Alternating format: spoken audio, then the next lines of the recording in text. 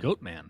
Lesh coming out here still offers that little bit of flexibility. I don't know if they're just saying this is our mid laner, let's go, or necessary a side lane core or not. But they're just kind of creeping into this lineup with a bit of open-endedness, if you will. Yeah. Just Yeah. saying that we have something up our sleeve we can still pull out. Because this lineup of star-studded players are also incredibly flexible. If I'm not mistaken, it's Snake King who's playing the 4, PPD's playing the 5. You know, Snake King who's been in the off lane, in a core position, and now more in the support lane position recently. That gives him a lot of benefit to kind of play a very greedy 4 position in this and build up a lot of farm and be more of a force in the late game. Yeah. And back when Moo was playing carry, he would constantly play this Leshrac carry with this like travels build before anybody was really doing it. So I definitely think throwing this in the off lane and just having the Nyx Lesh extremely basic double stun lane is a decent answer to the Ursa Enchantress. You have to be really careful blocking these camps though if you do that, because I think if Enchantress gets a creep, Leshrac and Nyx doesn't really do anything. So maybe that means it's probably going to be a DNM Leshrac mid. That's possible. I have a question for you, Jenkins, on the note of the carry for SADBOYS here, because it's going to be Fear playing it and not Moo. What do you think about that for the decision of having Fear play that 1 position and Moo kind of step back to the off lane and shift Snapig down to 4 position? Do you like that? I know we only have the Pro Series to kind of base it on, and maybe it's something to watch today, but do you have any early impressions about that kind of decision? Well, I can definitely base it off of pubs, like playing against both of these players. I seriously believe, to be 100% open and honest here, playing against Fear when he is playing some support position, it's like playing against any other top 100 NA support. It's really, it's like, okay, whatever. But when he's carry, he's fearsome, man. Like it's so difficult to play against this guy. He really feels like a TI caliber player when he's playing that carry position. As soon as he went back to that role and I started playing against him and with him in pubs, it really felt like, okay, this is like the role that he's always really wanted to play. Let's be real. And Moo in the off lane too. I feel like when he was playing safe lane, he would constantly be on these like death prophets and Leshracs and sometimes, you know, Timbersaw even. It's like, come on, dude, you just want to play off lane. Like, so I seriously think that these are these 2 individual players. It's their best roles that they're now playing. Don't forget his short stint as a support player, Jenkins. Very short. Did not practice literally 1 game other than the matches themselves, but played great as position 5 for Moo. They will ban the Timbersaw themselves, though. So the Lesh Bat Rider. So a little bit of flex in terms of positioning. Obviously, the 2 of them are cores, though, right? Because Witch Doctor and Nyx have to be supports, I'm pretty sure. Unless they want to try something crazy. Interesting. I would guess. Sorry, go ahead, Jenkins, please. I would guess it's probably Bat mid. I feel like Bat mid will totally shit on a Void Spirit mid, and then you're not going to be able to get ganked by the Tusk. So that'll mean the Bat is going to have like a completely snowball game right now, just because none of these heroes really deal well with the Bat Rider. But then once again, that does leave you with this awkward Nyx Leshrac against Enchantress, where you're going to have to really focus on blocking the creep camps, which is a bit annoying. You could throw the Witch Doctor as a 4 position, well, a 5 position playing in the offlane role to deal with the Enchantress. That also works too. Like, there's a lot of flexibility here. Now, a ban on Darkseer. They're looking for Ice option. Last time they were going against the Bat Riders when we saw that Tidehunter come out in Game 3 for EG. Tidehunter still in the pool available. It feels like, you know, it does add team fight, which is necessary for the lineup. I feel like whatever they pick, they need something to dump into team fight because they have not much of it on the side of EG. I'm very afraid that they're going to pick Legion Commander. Please do not, just for the purge of Lasso. That's true. God true. Almighty, they please might. Don't pick Legion. I'm begging you. You gotta get something that combos with the Tusk. I feel like you already have save for the Lasso and the single target with the Snowball. So I don't know if doubling down on that is really something that EG's looking to do, especially when it means that your combo is not all that great. I suppose also like they're probably just waiting to see this pick. I mean, you get to have last pick. Yeah. So yeah. Committing to anything here for carry.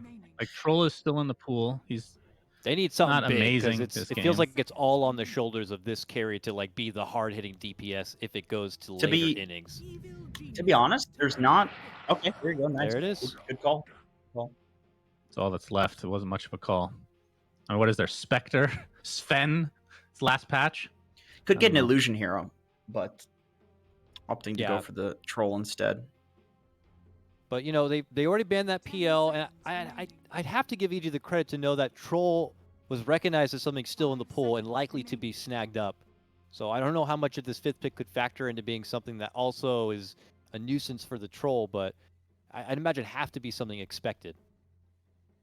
Yeah. At the very least, they have a lot of push now with Lesh and Troll, so can't just leave lanes open for even small amounts of times or they'll absolutely destroy it. Pangolier! All right, that is a doozy of a final pickup. Take it in while you can, gentlemen, but real fast. I'm going to need your early predictions on our Game 1 EG Sad Boys. Suns fan, you first. Don't copy me, Jenkins. I'm going to go EG Game 1. I'm going to go ahead and go EG Game 1 here, Dakota. All right. Thank you so much, Jenkins and Suns fan. Always a pleasure. Let's go ahead and send to a real fast break, but come back because we have special guests here. We have Lyrical Trent and Gunner joining the broadcast here for game number 1. We'll see you soon. Ladies and gentlemen, hello and welcome back again. The panel usually up to their antics, but we've got a great game going on here, folks. And we have a wonderful guest. First, Trent, good to see you. But Gunner, you're joining us. You excited? Yeah. Doing a little bit of this should be a good game, yeah. I'm excited. I'm very, very stoked for this one. Trent, we saw the last pick, Pangolier coming out, most likely for Ice unless all hell has broken loose. Yeah. Are you feeling pretty good about that last pick, about the state of the draft right now? I mean, that's his hero, right? I think it's still his profile picture on Steam. Like the guy's a 25 plus Pango. You know, he was one of the first pro players to really start flexing the hero in competitive matches, and he continues to do so to this day. So they banned a hell of a lot of offlaners, leaving the Ice hero to last, and yet he somehow still gets Pango. So we'll see if it's the right game for it.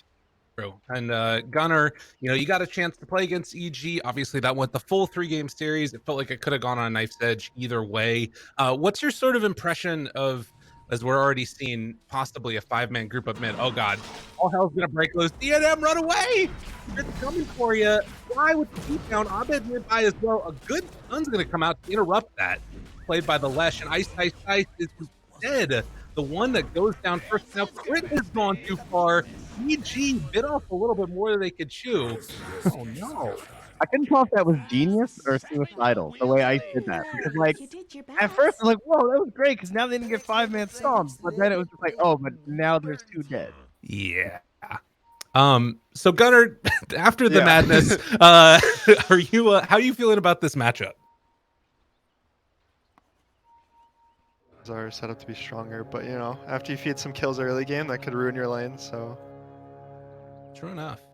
It just in general though, like I think that there's a lot to be said about like the sort of, it feels like there's a couple of teams that are kind of fighting around and vying for that top spot, your team being one of them as well. Do you feel like both of these squads are on sort of a similar like skill level based upon what you've seen from them so far in like pubs and all that other stuff? We haven't played versus SADBOYS that much. Okay. But they're kind of like a new team, and EG, I guess you could say, is a new team, but I think EG has more experience as like a 4-man roster than SADBOYS. So this will kind of be like the testing run, I think, for SADBOYS. Fair enough. As we can see right now, former Evil Geniuses, they've played a hell of a lot of games with each other's roster, that's for sure. And they tend to do a lot better when they're on EG than versus EG, according to our stats here, which is not a surprising thing for PPD and Fears. So, yeah, I found the draft order was kind of interesting this game too, where that Ursa came out very early. Like it's a little unusual to see him pop out that quick in the draft, I would say, especially because they already had Abed too, so they had like 3 cores in their first, or 2 cores in the first 3 picks. But I don't know, didn't really end up too poorly for them. As Gunner said, like the lanes look like they should be all right here. Maybe RTZ's matchup versus the Bat, something to be a little bit wary of, but he's done this one before. Yeah, the Ursa Bat matchup's actually pretty good now with like the little leap you get. This Ursa Ench will like probably, I could see him dying at level 3. So just some like jumping and slowing. Yeah, it makes me think about like when people try to do bat versus like Weaver or something, and it's like you're trying to like push it to that perfect limit where if you can if you can force the jump out of the Ursa or something, he's got too many stacks. Like maybe you can get the kill, but at the same time, you can see the bat just getting blown up if he gets too aggressive. He's going in for it now after that jump, and that forces the TP back. But yeah, there you go. That's a 40-second Firefly used to just get one little TP back and barely any damage. And I guess part of that is because he saw that, you know, Snake King's over there far enough away that he's not going to be able to come in and interrupt that TP, battling it out with Fly. So good decision there to bait it out. Mid matchup, something Gunnar, you know a little bit about. How do you kind of feel about these two heroes facing off against each other right now? The matchup's pretty even. Like, there's not really much favor, but the Lesh can get like a bunch of points in Edict and then just kind of take the Void's tower if he gets ahead in the lane. But I think it kind of depends on the rotations. Like this Tusk can actually just kill this Lesh over and over. Gunnar, according to Dota Buff and your 3 matches versus EG here, game 1 you lost the mid lane as Invoker versus the Bat Rider. Would you say that's accurate? Or does Dota Buff have it all wrong? That's accurate. Is that good? Don't worry. You did take the victory in game I don't 2. think it was accurate. Oh, you don't? I looked after the game and I was up like 400 gold at 5 minutes or something. All right, Dota good. I'm Buff's glad to line. hear that. That means I can convince myself too that I actually win the lane. Yeah, like you know, Yeah, can't believe technology all the time. Fair enough. Oh, level 3. That is yeah, a third, potentially a 4th kill if Snake King could have hit that maybe at the right time. But I mean, the Firefly's gone and everything, so I don't think they got him. Oh, wait, he got level 4. Flame Break. Extra damage. Arteezy dropping low, but can't quite get it. In fact, they're able to push back and almost kill Snake King. So a lot of good aggression there. They missed the Spike Carapace on the Ursa jump. He like, did it too late. I think he actually might have died to the stun.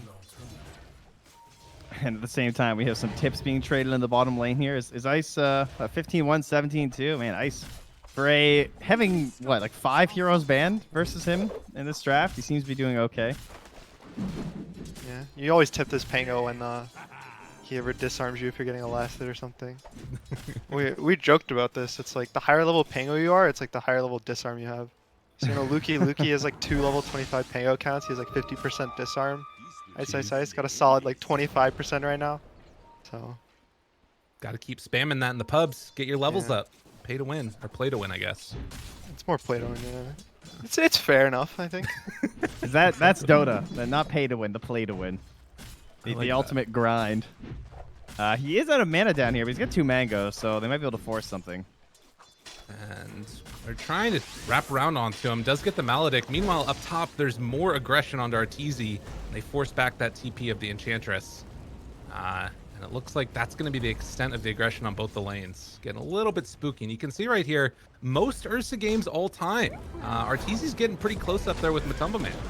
Oh man, if he sees that, they're going to be picking more Ursa. It's true. I feel like this guy really likes Ursa. I would want the slot. And look how much he likes Ursa. Gets the kill on Moo. Well done. Well, at least for now, as we come around at the 5-minute mark, battling out for these runes. Snake King able to sneak one away, but now getting chased. He didn't have to burn the stun, though. Oh, big stun turnaround from DMN, and able to get one. Looking for a second. Good catch, as eventually Fly takes the final touch on a Snake King. But yeah, but Arteezy died first before Snake King, so we got the XP too. I actually don't know if that's good or bad, because then could have been like solo XP for the Lash.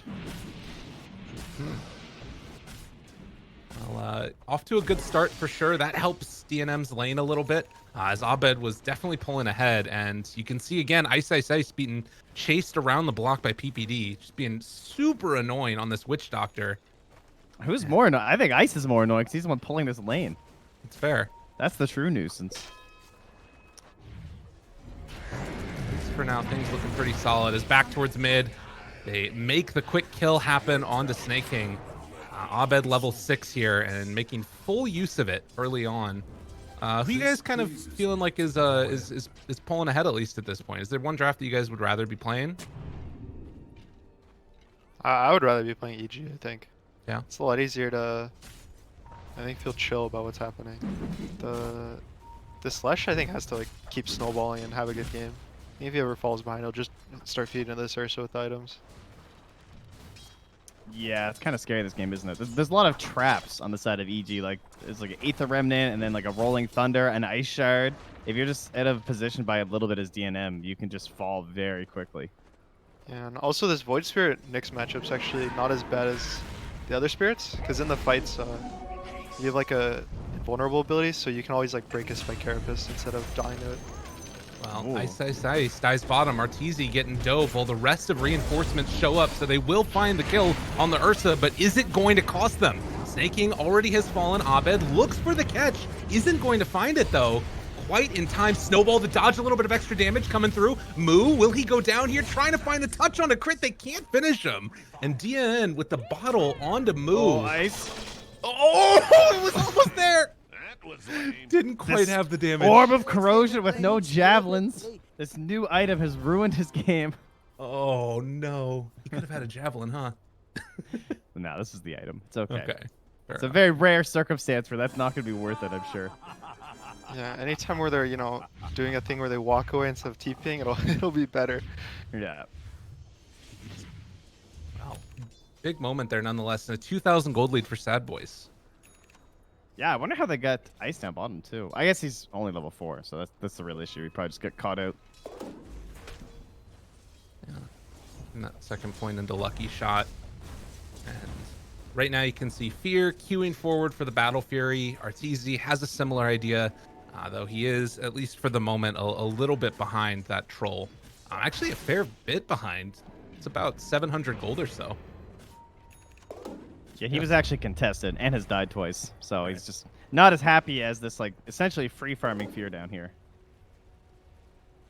Yeah, they took a really late Troll and they, I think, banned pretty much like every strong offlaner. And this Troll here doesn't lose lanes. He's way too strong of a laner.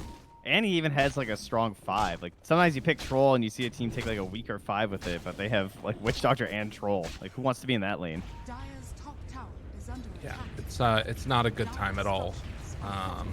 You can see up top, and this is what you were talking about before, the multiple points in Edict, not taking mid lane, at least for the moment, putting a lot of pressure onto that top tier 1 tower until people start showing back up again. And in the mid lane, Abed got jumped on a little bit there, doesn't quite manage to get brought down, but he will take a lot of Maledict damage as he walks back home. I think it'll be interesting to see if this Troll goes in Ags at some point this game. I think the item's really good, and it's good versus what EG has. Jeez, Fly just got melted up top. He died so quickly. And they didn't even have a ward there. Moo just anticipating the positioning and comes and punishes it.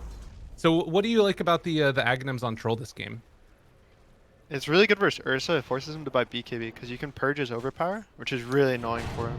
Oh, and yeah, also true. you can apply the mischance like every time, even if he ults. The matchup used to be like Ursa would ult, mischance, kill the Troll. But now you can just reapply it every 4 seconds, so Ursa will always miss you. That's pretty cool. I like that a lot.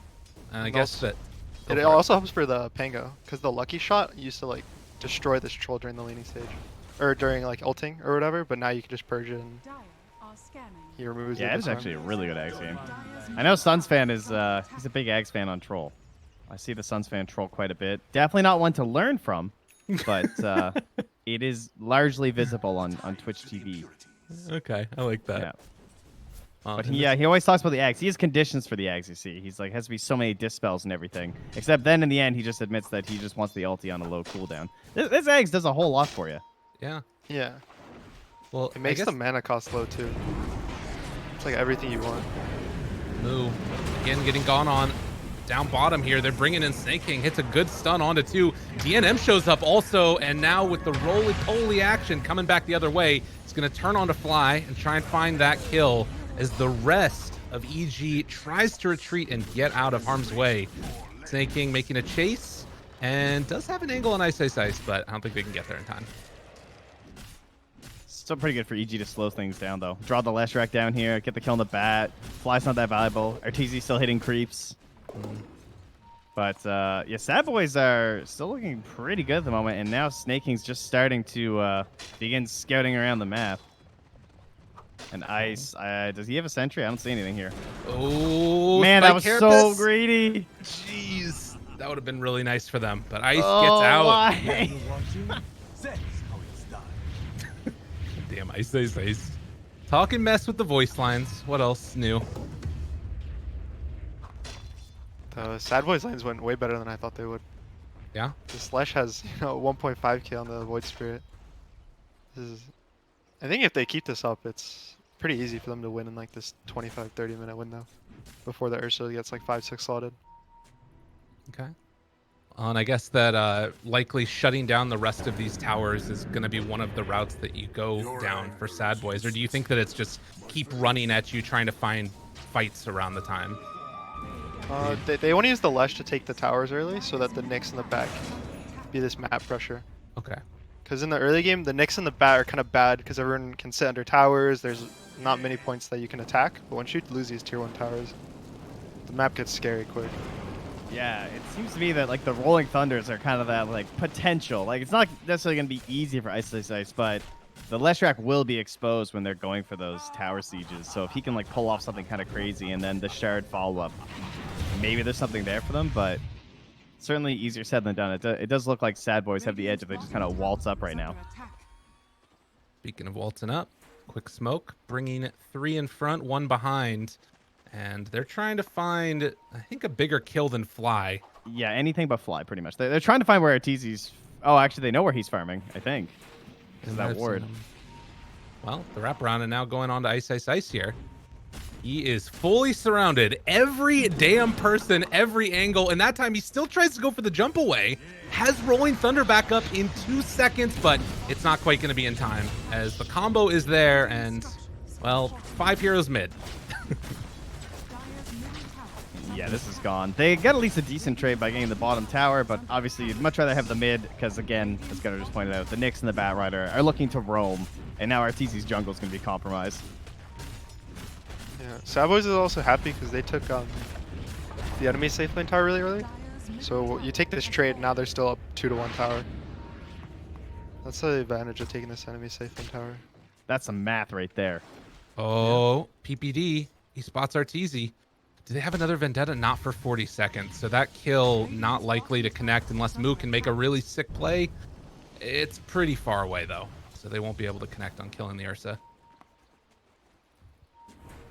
Battle Fury's coming out for Fear right now. Arteezy about 1 item behind. 3/4 of 1. Okay. Sticking to the plan, at least for now, for SADBOYS. And Evil Geniuses, I mean, what's sort of the game plan for them? How can they disrupt this? Do you need to go for like sort of a quick smoke type of play to find the troll farming, or do you just sort of keep trading towers when you can? I think the Lesh needs to die. Yeah, You kill gotta Lesh find him before he has farming BKB, right? Yeah. If he gets his BKB, it's really hard for them to do anything because it requires there to have 3 items. They'll need like Basher, BKB, and Blink in addition to Battle Fury. What? He has more than a kill or assist per 2 minutes on the hero? Jeez. All right, that's wild. That's a busy Pango.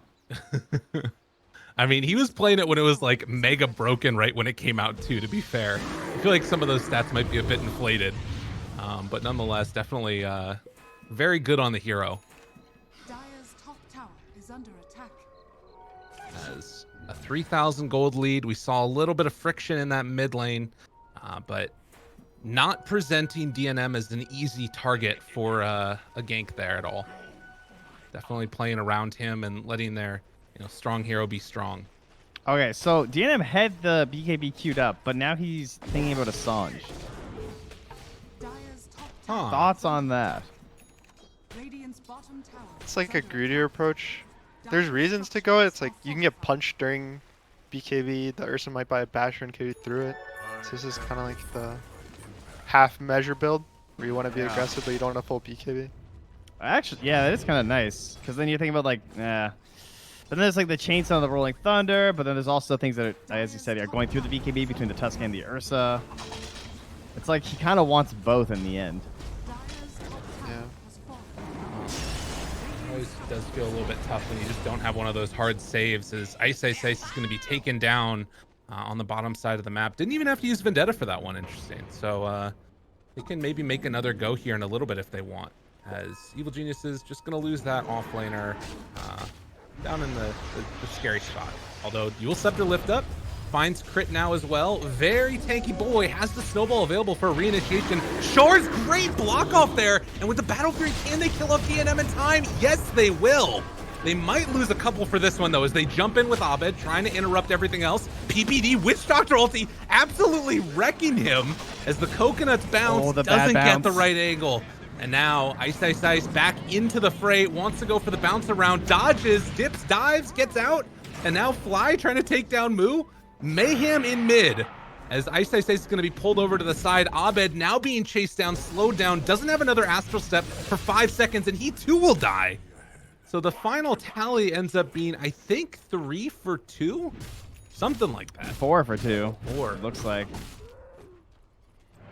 I guess that's counting Ice when he died right before all that kicked off at the bottom tower. Oh, fair enough. Okay.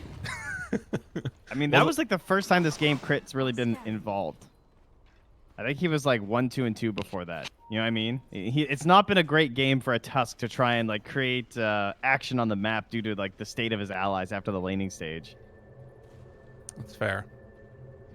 But the Lesh did get brought down, and you know, it feels like that's the time it needs to happen. Uh-oh, my dude, he's in some trouble.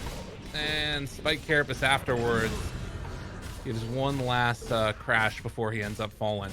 0-5-1. This is not one of those killer assist games per minute. Do deaths count for that stat? Can that keep it alive? Kills for someone. Yeah, that's right. I don't know.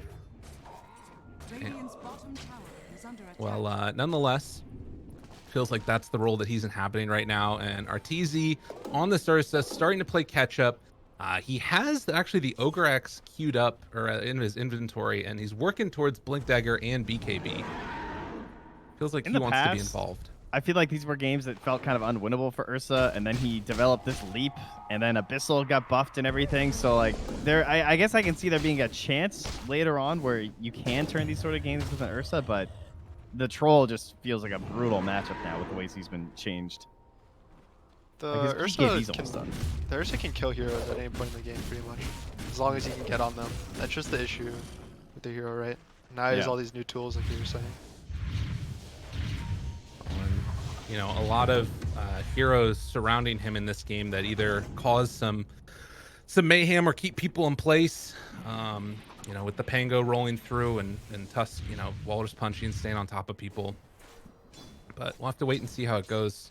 I guess the other thing is it's a 4K lead, but you know, Nullifier also later on in the game could be really devastating for that Lesh. If you know the Ursa gets it or somebody else on EG, because a lot of those survivability mechanisms just get destroyed.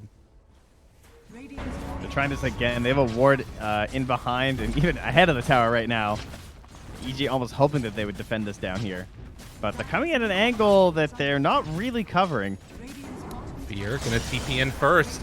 Meanwhile, the lasso comes out, able to catch Abed, mega dead. Ice Ice Ice rolls in afterwards, trying to secure the retreat, and Crit will manage to finish his TP out of there as Ice goes for the TP away himself, and well, they get out only losing Abed for that tier 2 tower. They're just throwing bodies at SADBOYS. I think their eventual goal is going to be make SADBOYS go bot and try to do some sneaky Roche with Tusk Ursa. Okay. That's actually pretty clever, yeah. If SADBOYS gets this Roche, I think they can walk high ground, which it looks like that's what they're going to do. Yeah, it feels like they were just waiting for these BKBs, and they're just about done now. Leshrac will finish out after like 50 gold, so the Roche kill will give it anyway. And can they come and contest? Evil Geniuses, they don't have Pango roll for 15 seconds either, yeah. So seeing that being used down bottom, I guess, and now Abed looking for maybe an opening. Got the slot open. Oh, he wants it. Assimilate, not gonna happen. And now he's in kind of deep. Has to try and jump away, but the Eul Scepter is there. Hits the stun timing perfectly. Follow up, dead. Now Ice Ice Ice gonna roll afterwards. And I think he just has to leave. Oh, man. Well, you think they can go high ground now? That's sort of the game plan, or do you think you can just sort of shut down the map? The first Aegis, usually you don't go high ground. That's kind of how you throw games. Okay. Usually you want to Roche early so that you get the second Roche earlier. Gotcha. Yeah. So they're gonna use the Sages to like walk back and forth across the map, get wards, make it so the only hero on Dire that has farm is this Ursa. Everyone else is gonna be really poor now. Team definitely looking tough in that respect. And Evil Genius is down 7 kills to 18, but more importantly, it's that gold lead and the Aegis, and now needing to find sort of a timing when I guess they can find a pickoff maybe, but their lineup doesn't feel super well suited to that either. Yeah, it's turning into like a 10k XP lead as well, just because there's heroes that can't really do a whole lot at the moment on the side of EG. Most notably our Tusk and our Inch, really.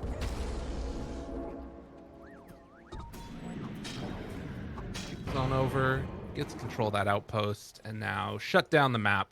This is always that point in the game where it's I think for like position fours or something, it just kind of feels depressing. Abed goes in. They've got the roll afterwards. The blink reveal of Ice Ice Ice. He's stuck on a wall. Things got a little bit awkward here. DNM turns now, tries to find it. Arteezy shows up though. Lots of damage out. Yule Scepter lift afterwards. Can this work for them? I don't think so, as the Bear Man is going to likely fall here. They chase him down, find the final touch. And with 2 dead, that one hurts. I mean, he didn't even beat KB during that. He knew. Yeah. Dire's middle tower is under attack. Well, it's a different look than I feel like we normally see. People just like taking a fight right at the start of the Aegis. I think they saw Troll bottom and thought maybe this looked like a decent jump, but then Abed was on the creep wave, saw Moo TP in, and thought like I can mess around with Moo and get out, but Snake King came down bottom too. So then they just got that kill as well. SADBOYS looking pretty good in this game, and I think it's important to keep in mind that we're talking about how we kind of liked the EG draft, but SADBOYS have come up with some sneaky stuff around the map and just played really good Dota, it feels like. Radiant's top I was envisioning this top lane to go a lot better for EG. I thought this Batrider would be really sad, have a bad game, but he's kind of owning. Yeah, it kind of turned into like 2 1v1s of like Ursa versus Bad and then Ench versus Nyx. And Snake King just didn't let them control the creep at all or anything, so it just felt like it was always away from the tower. Radiant's top tower is under attack. Yeah, and 1v1s are usually good for a bat unless the enemy has a purge. Always shoves the enemy off the wave. Again, taking over complete control of their jungle. Arteezy. I think they saw him, but now they've also scanned them. Oh, God. All right, run away. Fear's just going in. He's like, come on, buddy. I see you, old teammate. Moo's going to find him right there. They try and jump. Meanwhile, the battle going on the other side. Witch Doctor ulti onto Fly going to be interrupted. Can they kill down Arteezy? I think so. The chase is continuing. Ice Ice Ice can't stop it at the moment. Trying to bring down Moo and DNM, but they don't quite have enough damage. And with the Ursa dead, they need to find some type of a kill here. DNM would be good. And stun is out. They find 1 kill. Fear, one of the only ones that's left in the area, but he might just try and take everybody on, all on his lonesome, as he finds a triple kill. Moo spots crit, and I think they got another one lined up for the troll. He's like, this was not the play. The slow burn down. Ultra kill for Fear at 25 minutes. Yeah, he's online. Yeah, no Ags build. A little sad. Going the Bash or BKB stuff, the boring carry stuff. Oh, delayed rampage. Did he just... Yeah. Did he let him think he was going to get out? I think he was glimmered. Yeah. No, I know, but that's a sentry. Oh, that's a good point. Yeah. Yeah, he did. All right. Yeah, moves. I mean, it's mostly the max efficiency is to wait until the end of the TP to lasso him, but it's just extra sad for the Edge. Make sure your troll will get there in time. Damn. So it feels like EG are still just throwing their bodies into SADBOYS over and over again. And now with the Aegis expiring, like, I guess that they can kind of fight, but they're already down 11k now. And XP even further. It's a little rough. Put it lightly. Okay. That's fair. All right, what are our comeback items here? They have Blink on Ice. That's something. They got drums. Drums are kind of cool when you pop them. That's a lot of damage. Yeah, that's how they dig on deep. And there's 2 sets of drums. I think it's Blink on the Ursa and they find the Batrider or Lesh at the start of the fight. That's true. Bat did just build a BKB, so it's just like, if Ursa blinks on you and kills you, that's still a viable option, even if he has BKB now. It'll have to be some Blink Pango ult on the Bat pre-BKB, so he gets chain stun with Ursa on it. There's a lot of fight conditions they need to win. You're gonna list them all. That's the comeback, though. That's what you need. Yeah. You gotta hit a bunch of stuff all in a row. I like the yeah with a question mark at the end of it, Gunnar. This is the caster life now. How can they make it work? Uh-oh. Snaking? Spike Carapace? Oh, the Off the cleave. It's nice. And trying to chase on down Arteezy. Starting this fight at half HP. Ice blinks in, only finds one. Trying to buy time for the rest of his team to get out of there. And it looks like, ooh, didn't have mana. Oh, wow. But they get out. And the instant circle from Ice of down here. Okay, go there. This is your farm now. They're all Yeah. top. Space created. And he definitely needs it. Did get a Titan sliver, though, for the Ursa. That's definitely helpful. Anything to try and sort of mitigate that, extra lasso duration and everything else. But as you're mentioning it, it feels like it's definitely fallen off the rails. Ice will push down bottom. Abed, about halfway to Aghanim Scepter. I guess one of the things that's weird is that it feels like almost any way that SADBOYS have been starting the fight, they're winning the engagement. Oh my god. Dude, the king, the absolute king. As Ice is going to be controlled afterwards, tries to get away. You're not going anywhere, buddy. Get on back here. What a monster. Yeah, Fierce is begging them to jump on him here. As we have 20 seconds till a potential Roche spawn. But with 2 heroes dead, they want to test the defenses of the high ground. Good game. Wait, what? Sorry, that's the sorry. That's the pub chat wheel accidental. Dude, PPD, how you gonna do that to us? Your old teammate. Unbelievable. Admin? Did they lose? Dude, you know that Peter, the old Peter would have called on that. Like, excuse me, they GG'd. I don't know what's going on. Why is this game not over? Clearly That's where won. someone on the dire, you just instantly disconnect and leave the game. Like, I can't get back in, man. They called it. Ugh. I don't know, Gunnar. What's your response if you see that in a game that you're playing? Someone just GG's. Yeah. I made sure all my team took it off their chat wheel so we don't accidentally do it. Okay. That's very nice of you. All right, here we go. This is the roll anime in. power-up moment from that GG. Go kill Peter and then GG out. I promise. All right, roll back and forth. Ice doing a lot of damage here. Control comes out as he evaporates to Fear. Beating down Arteezy. He's dead also. The meat grinder man is coming out. And the sigil will not save you as the GG comes. And they need to go back to the playbook after that one. I think EG is a team, when they lose their lanes this hard, it's really hard for them to come back. Especially like this Tusk crit, I don't think had a much chance to play this game. They didn't really play the game, they just kind of lost. Yes. Feels bad.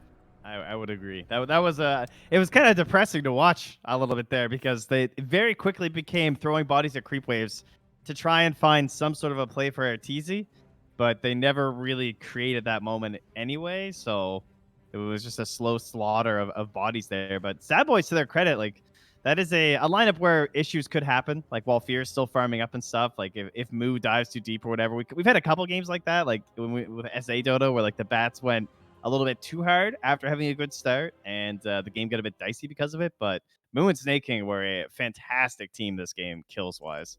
They set up so much across the map, and then DNM was just like really chill on that Leshrac. So Gunnar, you mentioned that you felt like the lanes are really important. Talked about as Trent's talking about the strength of the Bat Rider and Snake King playing together and stuff like that also. But is that sort of got to be the main focus in the next draft? Is trying to just shore up those lanes and make sure that you win them, or do you try and just sort of keep things on an even keel? I think they need to fix the side lane drafts. Okay. I don't know if the drafts, but I thought their side lanes would do good this game. I had faith in what they had planned with this game. Okay. They lost their safe lane, they lost their off lane. They're down 3k gold or something. This Lesh gets a free double kill from the enemy safe laners walking into him. It's kind of a disaster. Well, we'll see if they can make the changes that they need in game number 2. But for now, as an old man myself, it feels good to see Old Man Fear be able to win one for us over 30s. So we're gonna have to revel in that at least for a little bit. But at least for now, we're gonna go to a quick break. When we come back to the panel to hear them break down that game as well.